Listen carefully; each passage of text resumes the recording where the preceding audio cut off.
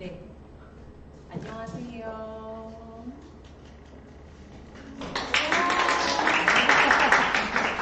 안녕하세요. 오늘 강의를 맡게 된 안양대학교 유아교육과 김보영 교수라고 합니다.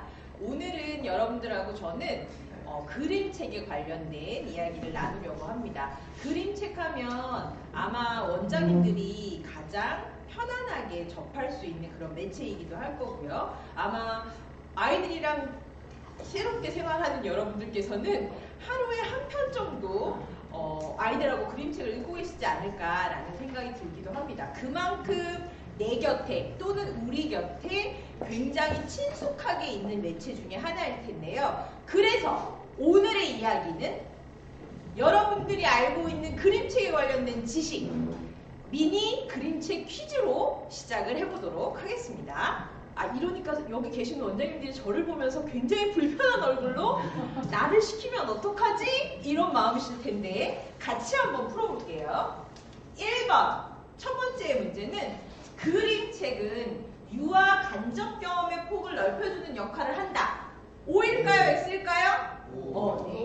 O. 맞아요. O.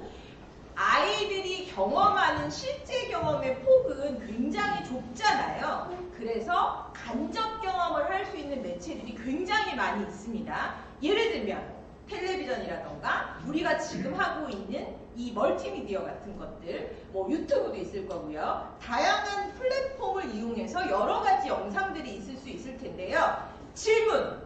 그런 영상들과 그림책은 굉장히 독특한 그림책만이 가지고 있는 기능이라는 게 있어요. 뭘까요? 시간이 없으니까 제가 정서적인 상호작용이 일어나는 것이 그림책입니다. 왜? 아이들의 그림책은 누군가가 들려줘야 하는 그림책이잖아요. 부모나 교사가 들려줘야 하기 때문에 정서적인 상호작용이 일어날 수밖에 없는 거예요. 그래서 정서적인 안정감이나 정서적인 유대감이 훨씬 많은 것이 그림책입니다. 자, 두 번째 질문. 좋은 그림책은 책을 친구로 만드는 독서 습관을 형성하는 데 중요한 역할을 한다. O일까요? X일까요? O. 네, 이것도 O예요. 아이들이 제일 처음에 그림책을 접하는 걸 보면 장난감처럼 가지고 놀잖아요. 들고 다니기도 하고 배고 자기도 하고 다리 밑에 끼고 있기도 하고 이렇게 놀다가 어느 순간 그림책이라는 걸 알아요. 앞뒤 페이지가 있고 책을 넘기면 이야기가 있고 그래서 차근차근 읽게 되고 이렇게 어떻게 그걸 이해해갈까요? 그것도 엄마 아빠. 선생님이 책을 어떻게 접하느냐에 따라서 어떻게 활용하느냐에 따라서 달라지는 거죠. 또 하나는 좋은 친구가 된다고 하는 거니까 좋은 친구가 된다는 건 사랑하는 존재가 되는 거잖아요. 왜 사랑하는 존재가 될까요? 발달로 생각해보면 아이들이 굉장히 빨리 발달하는데 인지적인 측면에서 생각해보면 우리가 영유아 발달에서 인지적인 측면에서 가장 핵심적인 단어로 이야기하는 게 표상이잖아요. 생각하는 힘이 어느 날 생겨요. 생각을 막 하고 싶어요. 뭔가 원동력이 있어야 되잖아요. 이야기가 그 원동력이 되는 거예요. 그래서 아이들이 그림책을 정말 본능적으로 찾게 되는 거거든요. 그런데 그때 좋은 그림책이라는 게 있으면 끌리게 될 테니까 친구가 되는 거죠. 또 하나, 아이들이 호기심이 엄청 많아요. 그래서 계속 질문하잖아요. 그래서 선생님들이 대답을 해주시기도 하지만 아이들이 그 대답을 책에서 찾는데 그때 좋은 그림책이 있으면 친구로 만들어질 확률이 훨씬 더 높죠. 그래서 좋은 그림책은 아이들에게 친구 같은 존재가 될 수 있습니다. 여기까지 얘기하면 누가 제일 중요해요? 선생님이 중요하죠. 부모가 중요해요. 문학 경험에 있어서는. 자, 세 번째. 그림책은 시각적 매체다. 이거 맞을까요? 틀릴까요? 자, 이거는 이렇게 생각해야 돼. 그림책은 두 가지 요소로 구성되어 있어요. 뭐? 글과 그림. 그죠? 아이들 책 읽는 거 생각해보세요. 책 읽는다는 건 글자를 판독하는 거랑은 달라요.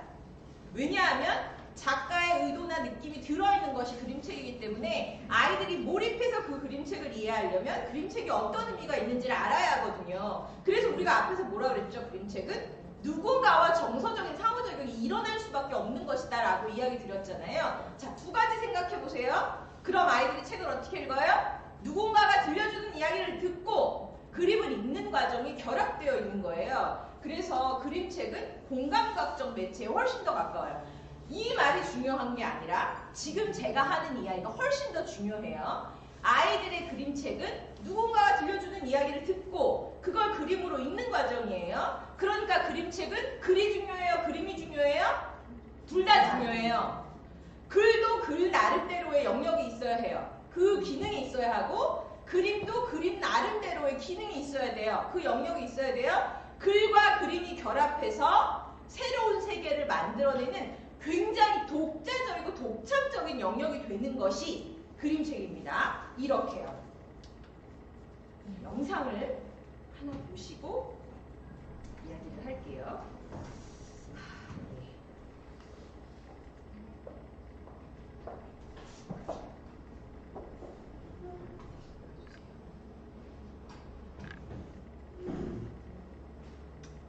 자, 소피가 화나면 정말 화나면의 이야기를 잠깐만 들어보세요, 선생님. 어떤 이야기인지 조금 집중해서.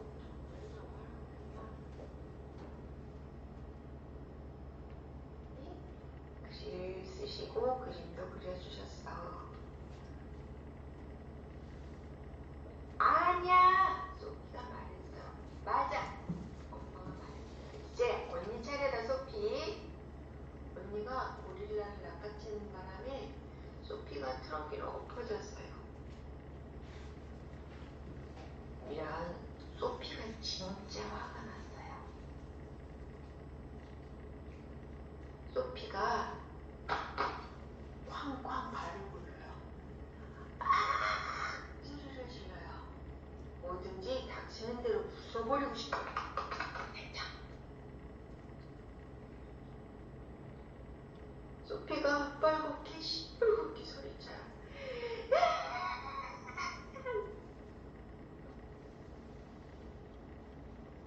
소피는 막 터져오르는 화산이에요.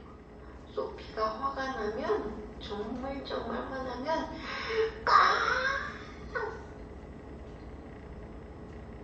꼬야! 달려요. 달리고 주저앉을 때까지 달려요. 그런 다음 잠깐 울어요. 이제 소피는 바위를, 나무를, 그리고 고사리를 봐요.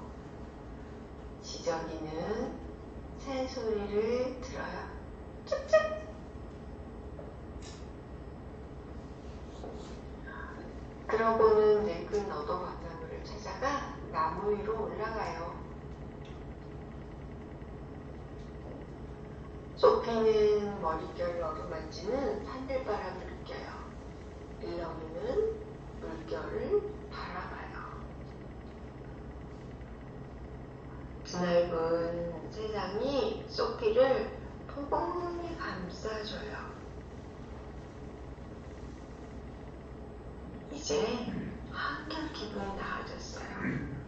소피는 나무에서 내려와 집으로 가요.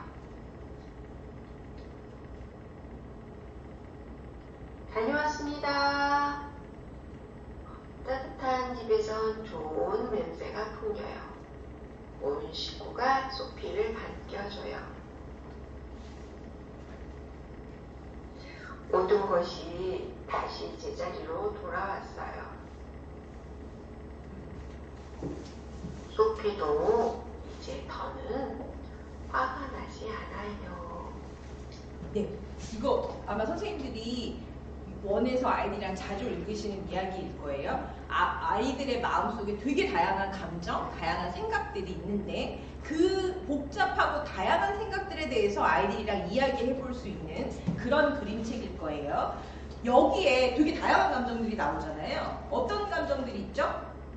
그치, 화도 있지, 분노도 있어요. 또 자, 선생님, 제가 두 가지의 장면을 가지고 왔어요. 지금 선생님들이 말씀하신 것처럼, 우리가 이야기한 것처럼 이 책에는 굉장히 다양한 감정들이 담겨 있는데 여기에 있는 감정과 저기 그림에 있는 감정은 무엇인가 약간 달라 보이잖아요. 여기에는 어떤 감정이 있는 것처럼 느껴지실까요? 왜? 색깔. 그렇죠. 색깔이 붉은 색깔을 주로 썼어요. 붉은색은 따뜻함의 의미도 있지만 감정적으로 이야기하면 화나 분노의 의미도 있어요. 그런데 색깔만 그런 느낌일까요? 선생님, 지금 얘네들의 나무는 이렇게 돼 있잖아요. 구도가 사선 구도예요. 이건 굉장히 긴장감을 유발하는 구도인 거거든요. 또 하나, 나무의 모양, 나뭇잎의 모양이 뾰족뾰족한 선으로 되어 있어요. 지금 말하는 것처럼 선생님들이 찾아주신 색깔만이 아니라 구도를 어떻게 쓰느냐, 선을 어떤 모양으로 쓰느냐가 복합적으로 감정의 선을 나타내고 있죠. 반면에 이쪽 그림은 어떤 느낌이실까요? 뭔가 풀어져 있는 느낌이잖아요. 색깔이 달라요. 그죠? 초록색, 파란색. 이게 차가운 느낌도 있지만 안정적이고 편안한 느낌도 있거든요. 우리 아까 이렇게 사선 구도였다면 여기선 수평 구도를 주로 쓰고 있어요. 선도 여기는 뾰족뾰족하지만 동그랗고 곡선 구도를 쓰고 있죠. 자, 여기서 네 번째 퀴즈입니다. 그림책의 그림은 사물 자체를 묘사하여 그리기보다 사물의 이미지를 그리는 것이다. 맞는 말일까요? 맞아요. 지금 선생님들이 보신 것처럼 데생하듯이 뭔가를 엄청 잘 그리는 그림이 그림책의 그림의 기능이 아니라 선을 어떻게 쓰느냐, 색깔을 어떻게 쓰느냐, 구도를 어떻게 쓰느냐가 복합적으로 이미지를 만들어내서 작가가 가지고 있는 생각하고 느낌을 전달하는 것, 그게 그림의 역할인 거예요.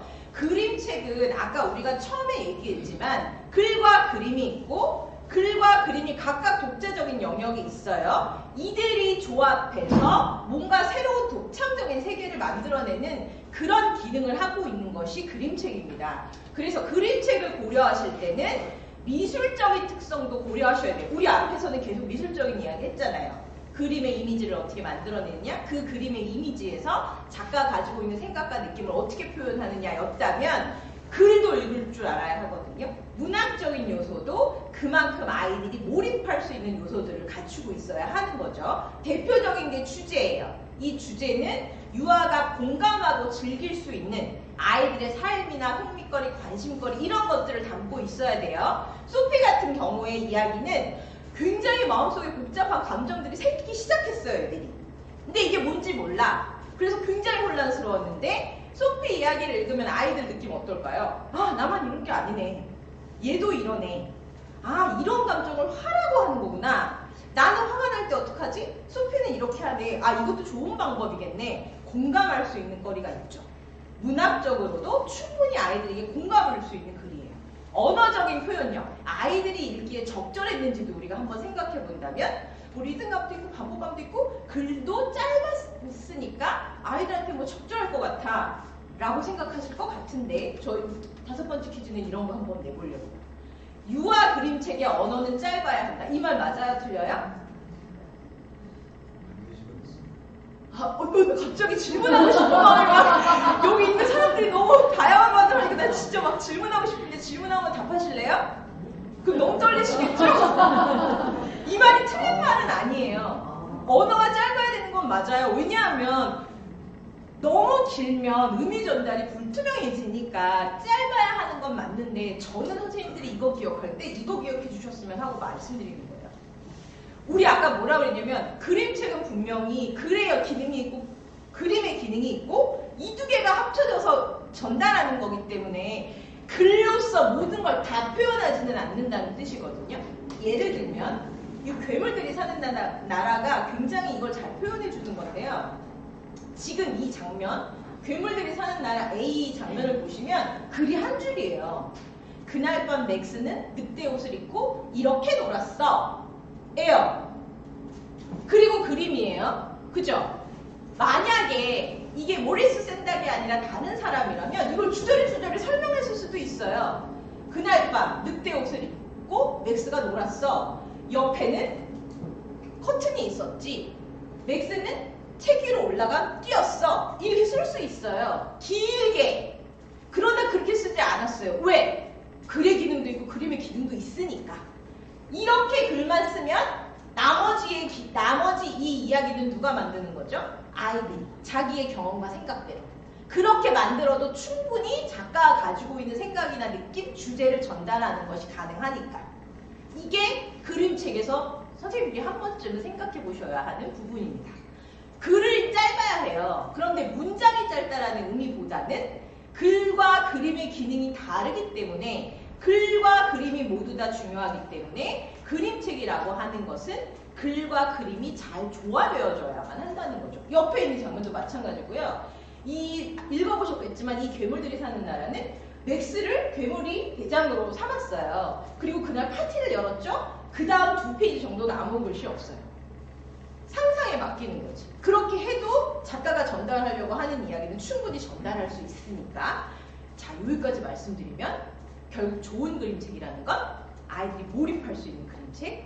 그런데 그 좋은 그림책은 부모와 교사에 의해서 선정되거나 부모와 교사가 읽어줄 확률이 굉장히 높은 거예요. 그러면 아이들이 좋은 그림책을 선택해서 그림책이랑 친구가 되려면 교사는 문학교육에 역량이 있어야 돼요.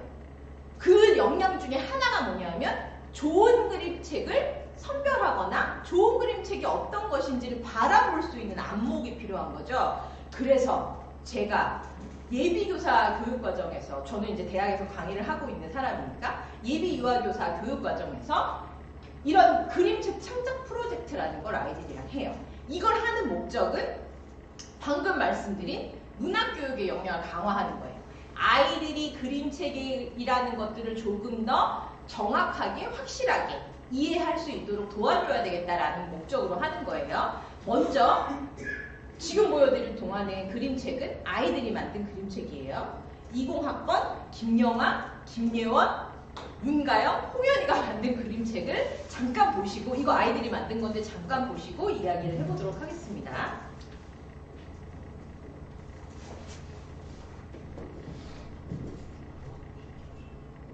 우리 동생 여기 있어요? 오늘은 혜담이가 동생 혜선이와 유치원에 가는 날이에요. 혜담아, 혜솔아, 둘이 손을 꼭 잡고 가야 해. 엄마가 말했어요. 혜담이와 혜솔이는 손을 꼭 잡고 집을 나섰답니다. 혜담이와 혜솔이는 초음 신호등을 지나 시장을 지나갔어요. 혜담이가 열심히 수경을 구경하다가 혜솔이의 손을 놓쳤나봐요. 혜담이는 이리저리 혜솔이를 찾아다니기 시작했어요. 안녕하세요. 우리 동생 여기 있어요? 아니, 여기 싱싱한 물고기와 과일밖에 없는걸? 안녕하세요. 우리 동생 여기 있어요? 아니, 여긴 알록달록한 옷이랑 신발밖에 없는걸. 안녕하세요. 우리 동생 여기 있어요? 아니, 여기 크고 작은 그릇이랑 컵밖에 없는걸. 온 시장을 찾아가도 혜솔이는 보이지가 않았어요. 걷고 또 걷다 보니 소방차가 나타났어요. 안녕하세요. 우리 동생 여기 있어요? 아니, 여긴 불 끄는 소방차밖에 없어. 어디서 불이 났나 봐. 나도 먼저 가볼게. 소방관 아저씨는 빨간 불빛이 반짝이는 소방차를 타고 가버렸어요. 온 동네를 찾아가도 동생은 보이지가 않았어요. 그때 파란 경찰서를 발견했어요. 혜담이는 경찰서를 향해 달려갔어요. 안녕하세요. 우리 동생 여기 있어요? 나 여기 있어요. 경찰관님이 나쁜 사람들도 혼내주고 형이 올 때까지 나를 안전하게 지켜줬어. 혜담이가 드디어 동생을 찾았어요. 경찰관은 혜담이와 혜솔이를 경찰차에 태워 유치원까지 안전하게 데려가줬답니다. 유치원에 들어가자 선생님과 친구들이 혜담이와 혜솔이를 기다리고 있었어요.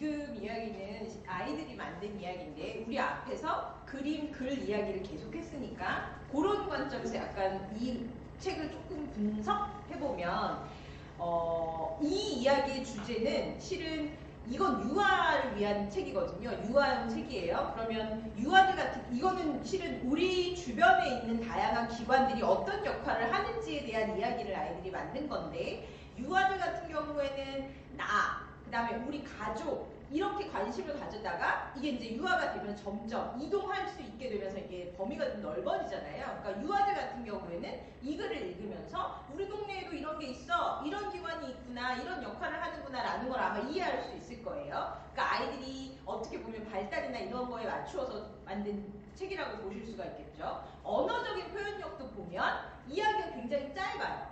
그런데 이 아이들 같은 경우에는 이야기를 만들 때 반복이나 리듬감도 실은 생각을 했어요. 그래서 아까 보시는 것처럼 이렇게 동생을 찾아서 그릇가게에 가거나 옷가게 같은 데 갔을 때 대화형으로 이렇게 핑퐁하는 스타일로 이야기를 만들거든요. 우리 동생 여기 있어? 아니 여기는 옷밖에 없는데? 우리 동생 여기 있어요? 아니 여기는 그릇밖에 없는데? 이런 식으로. 그래서 반복감하고 리듬감이 좀 들어있도록 만들고 있죠. 그래서 얘네들은 만들면서 유아들의 발달 특성에 맞는 주제나 언어적인 표현력을 충분히 반영하려고 노력했어요. 또 하나는 그림을 보시면 이 아이들은 동생을 잃어버리기 전에 안정감이 있었던 것, 느낌과 동생을 잃어버렸을 때 불안정한 느낌을 그림에서 표현하고자 노력을 했죠. 그래서 아까처럼 초록색으로 감정 표현을 그림 안에 해놓는다던가 우리가 가지고 있는 불안감을 그 감정을 우리의 표현으로 해놓는다던가 이런 형식으로 했다라는 걸 이제 확인하실 수가 있겠고 실은 아이들 같은 경우에 그 아까 동화책을 읽으면서 그림책을 미디어로 보시면서 찾으셨는지 모르겠지만 그림 안에 상상력을 집어넣고 안정감을 집어넣기 위해서 동생이 들어있어요. 요 끝에. 조 끝에. 그래서 아이들 같은 경우에 글로만 쓰지는 않았어요. 동생은 저 위에 있어요. 동생은 우리 경찰관이 가지고 가고 있어요. 그러나 형은 그릇 아저씨랑 이야기 나누어요. 이렇게 말하지는 않지만 그림 안에 호기심을 가질 수 있는 부분들을 집어넣으면서 아까 말씀드린 것처럼 글의 기능과 그림의 기능을 다 조합해서 만들어내는 하나의 문학작품으로 만들어내고 있거든요. 이걸 이렇게 프로젝트로 하는 이유는 아까 말씀드린 것처럼 유아교사의 문학교육 역량을 강화시켜주기 위해서 예비교사의 그 양성과정에서 하는 거예요. 예를 들면 문학을 글로만 배우는 것도 의미가 있겠지만 글로 배운 것 우리가 이제 앞에서 글과 그림이 독자적인 기능이 있고 그게 합쳐지면 새롭게 만들어내는 독창적인 세계가 있어 라는 걸 아이들이 이해하는 능력을 활용해서 직접 그림책을 만들어 보면서 실은 그 그림책의 기능이나 이런 것들을 이해하게 되는 거죠. 그런데 창의적인 문제 해결 과정은 되게 힘들어요. 선생님들한테 창의적인 문제 해결 해보세요. 그림책 만들어보세요. 하면 굉장히 어려운 과정이기 때문에 이런 그림책을 만드는 과정을 창의적인 문제 해결 과정을 집어넣어서 하고 있습니다. 이건 구광윤 교수님이랑 저랑 2013년에 만들었던 교수학습 모형에 들어있는 건데요. 제일 처음에는 호기심을 유발하면서 생각 열기를 하고 자료 수집을 통해서 문제를 발견할 수 있도록 하고 아이디어를 발견해서 아이디어를 생성하면 실행 준비를 해서 실행하고 평가받는 단계로 창의적인 문제 해결력을 길러주는 단계로 집어넣고 있어요. 실질적으로 책을 구성할 때 호기심을 유발하기 위해서 그림책에 관련된 이론적인 기초가 되어지는 지식들을 아이들이랑 같이 이야기를 하죠. 우리가 지금 이야기할 때 앞에서 그림책에 관련된 이야기를 나눈 것처럼 아이들에게 그림책이 어떤 것인지에 대한 이론적인 내용을 심어주면서 동기유발하는 작업을 하게 됩니다. 그 다음에 하는 것이 이제 자료탐색인데 자료탐색의 가장 대표적인 건 그림책을 분석하는 과정을 하고 있어요. 그래서 뭐 일반적으로 우리 동생 어디 있어요처럼 일반적인 책을 분석하기도 하고 경우에 따라서는 보다 더 다양한 책을 분석하기 위해서 동네 그 어린이 동원 같은 데 가서 분석을 하게 되죠. 실제로 이 우리 동생 어디 있어요를 만든 아이들이 도서관에 가서 분석을 했을 때는 그냥 만드는 이런 우리가 일반적으로 보는 책도 있지만 이렇게 스프링 연결하는 것도 있네 이런 것들도 발견할 수 있었고 우리는 그림의 색깔을 넣어서 아이들의 감정을 표현한다면 글의 색깔이 집어넣는 것도 있더라고요. 이런 것들을 발견하기도 했어요. 이렇게 그림 중심에 글이 좀 짧게 들어간 책이 있는가 하면 촬영을 통한 스톱모션 기법으로 이렇게 만드는 책도 있더라고요. 이런 것들을 분석해냅니다. 그래서 나는 어떤 방식으로 책을 만들어야 되겠다라는 아이디어를 가지게 되면 그 다음에 아이디어를 생성해야 되니까 아이디어를 생성하기 위한 과정을 거치는데 일반적으로 하는 건 브레인스토밍이에요. 그래서 내용에 관한 브레인스토밍, 그림에 관련된 브레인스토밍, 연령에 관해서에 대한 브레인스토밍, 주제에 관련된 브레인스토밍을 하죠. 그럼 생각이 엄청 확산되잖아요. 그럼 이제 교사가 피드백을 하거나 현장에 있는 담당 선생님이 피드백을 하거나 교수가 피드백을 하거나 하면서 수렴해주죠. 그리고 다시 조금 앞으로 지나가면 그래서 아이디어를 발견해서 나는 내용을 이렇게 하고 그림 이렇게 할 거야 라는 것이 확산과 수렴의 과정을 통해서 정해지면 그 다음에 이제 실행 준비를 하게 됩니다. 직접 책을 만드는데 그래서 그림책 구성 시안을 제작하게 되는데 이 부분에 있어서도 3번 정도의 확산과 수렴의 과정이 일어나게 되는 거죠. 확산과 수렴의 과정을 통해서 정교하게 아이디어를 정리하고 실질적으로 만 5세반에 가서 그림책을 구현해봐요. 그리고 내가 알아낸 내용들이 아이들에게 정말 적절한지에 대해서 실질적으로 피드백을 받게 되면 뭐가 생겨요? 실천적 지식이라는 게 만들어지죠. 그러면 그림책의 내용이라든지 기능, 그림책을 어떻게 활용해야 되는지에 대한 아이디어를 충분히 얻게 됩니다. 실제로 갔다 온 아이들한테 물어보면 이런 걸 이해했다고 얘기해요. 그림책의 기능을 이해했어요 라고 얘기하거든요. 보시면 여러 그림책을 읽고 분석하는 과정이 있었는데 그 과정에서 그림책이 어떻게 구성되는지를 알았어요 라고 이야기를 하기도 하고 제가 되게 감동받았던 건 이거예요. 실제로 만호세반에 가서 책을 들려주는데 한 번 그림책을 쭉 들려주고 그림만 다시 한번 보여줬어요. 그때 아이들 표정을 보고 굉장히 많은 걸 느꼈다고 이야기하더라고요. 그림의 기능을 이해했다 라고 이야기해요. 그러니까 실제로 그냥 이론을 배우는 것과는 달리 아이들이 느끼는 것들이 굉장히 많죠. 또 하나는 여기도 되게 재밌어요. 유아가 그림책을 대하는 자세를 알았대요. 그래서 초록글씨를 보시면 그림책을 통해서 애들이 자연스럽게 자기 표현을 엄청 하더라고요. 이런 이야기도 있지만 우리가 왜 수다 떨 때 하나의 주제를 가지고 막 수다 떨잖아요. 그 주제가 되는 게 그림책이더라고요. 라는 걸 알았대요. 아이들이 그림책을 중심으로 해서 소통하는 과정을 경험했다라고 이야기하더라고요. 이건 너무나 당연하죠. 유아의 흥미나 발달 수준 이런 걸 구체적으로 이해했어요 라고 이야기했고 또 하나는 제가요 창의적으로 문제 해결하는 게 어떤 건지 이해했어요 이렇게 얘기했어요. 이들이 주로 했던 건 확산과 수렴의 과정이었잖아요. 확산하고 수렴하고 확산하고 수렴하고 이런 과정들을 지속적으로 반복했더니 교수님 제가 제 생활에서 문제가 생겼을 때 확산하고 그 다음에 내가 정리해보고 그 다음에 다시 한번 확산하고 정리해보고 이런 과정들을 통해서 창의적 문제를 해결하고 있더라고요. 유아교육 현장에 가서 아이들이랑 어떤 문제에 부딪히면 이런 방법을 쓰면 좋을 것 같아요 라고 이야기를 했습니다. 그러니까 결국 정리해보면 그림책 창작이라는 건 엄청 어려운 일이지만 그림책 창작을 하게 되면 그림책도 잘 이해하게 돼요.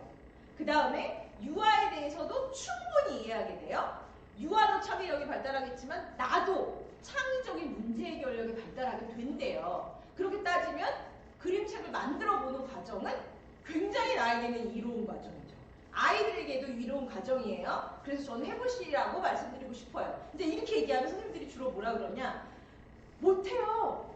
애들이 얼마나 어려운데 창의적인 문제 해결이라는 것 자체가 어렵잖아요. 그걸 어떻게 해요? 그래서 시작의 단계로 글없는 그림책 창작을 시작 단계로 권해드리고 싶어요. 선생님들이 유아교육 현장에서 그럼 아이들이랑 어떻게 그림책 창작을 해볼 수 있을까요? 글없는 그림책으로 창작해보시는 게 어떨까 싶습니다. 조금 지루하실 것 같아서 제가 요 용감한 소녀를 조금만 보여드리고 이야기를 조금 더 해볼게요.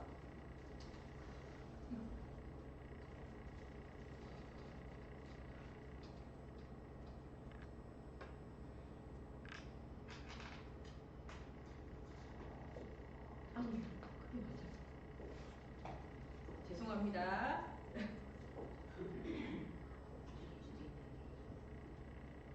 이거 조금만 보고 할게요. 네.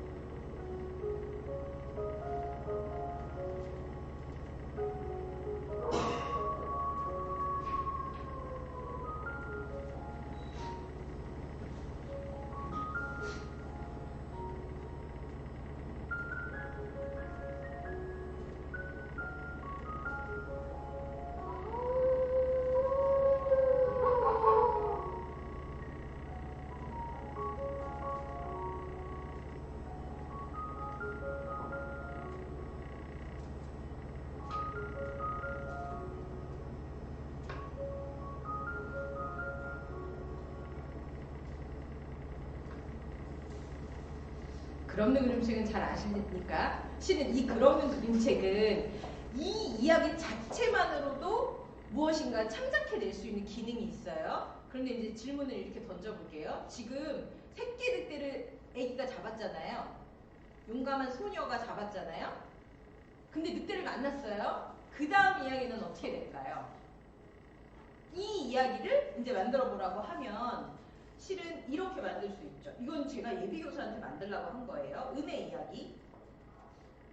빨간 옷을 입은 소녀가 길을 가다가 아기 늑대를 발견했어요. 내가 도와줘야겠다.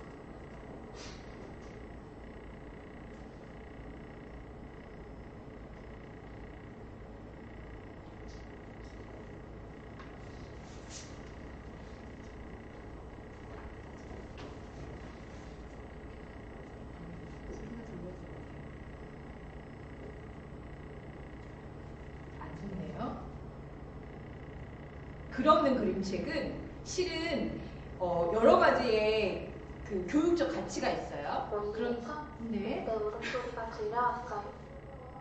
이게 무슨 소리지?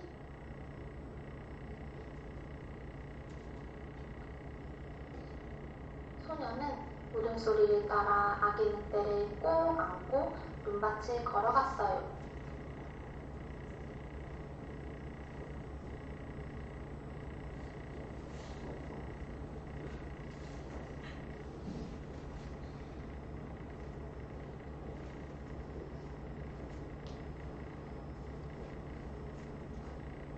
어미 늑대와 마주친 소녀는 놀라서 걸음을 멈췄어요. 아기 늑대는 엄마 늑대를 부르며 울기 시작했어요.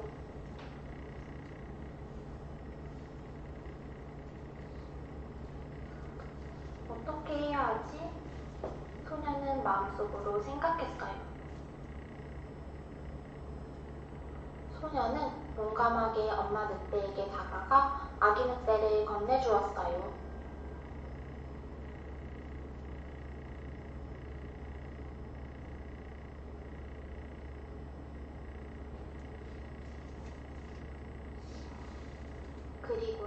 재빨리 뒤를 돌아 다시 왔던 길로 걸어갔지요.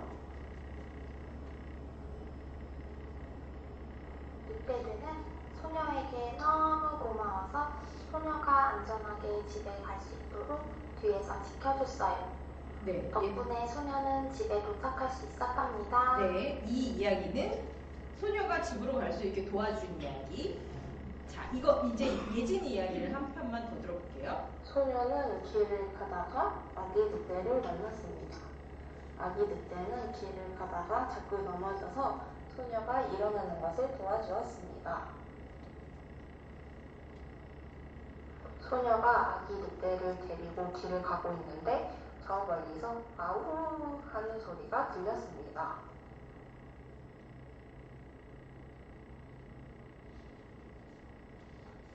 소녀는 아기 늑대를 데리고 아우 소리 나는 대로 걸어갔습니다.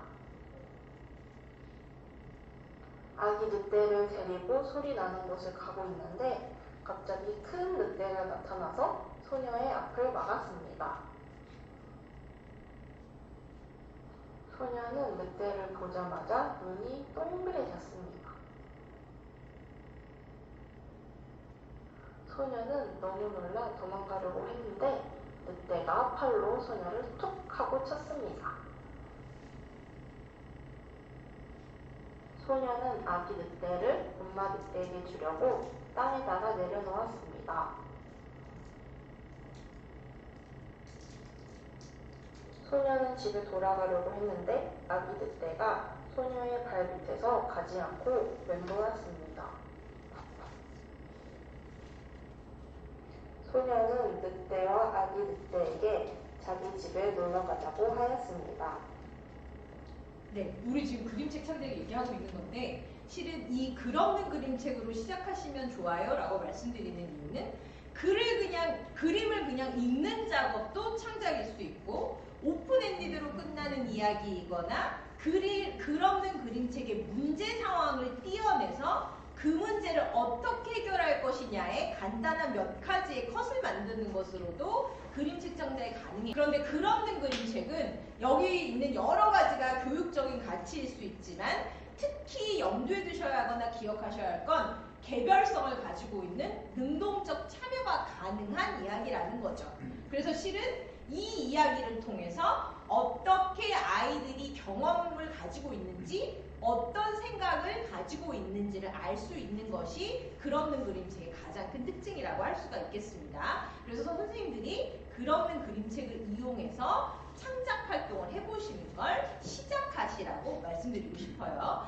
오늘은 그림책에 관련된 이야기들을 여러분들하고 나누어 보았습니다. 아마 여기까지 이제 이야기를 들으시고 나면 교사의 역할 중에 하나는 좋은 문학 교육 경험, 그 다음에 좋은 그림책을 선택해주는 것이야 라는 생각 하셨을 거고, 그럼 좋은 그림책은 어떤 것인가 라는 생각과 더불어 좋은 그림책을 선택해주기 위해서는 기본적으로 유아를 이해하고 있는 것이 기본이 되어야 되겠다라는 생각을 하시지 않으셨을까 싶습니다.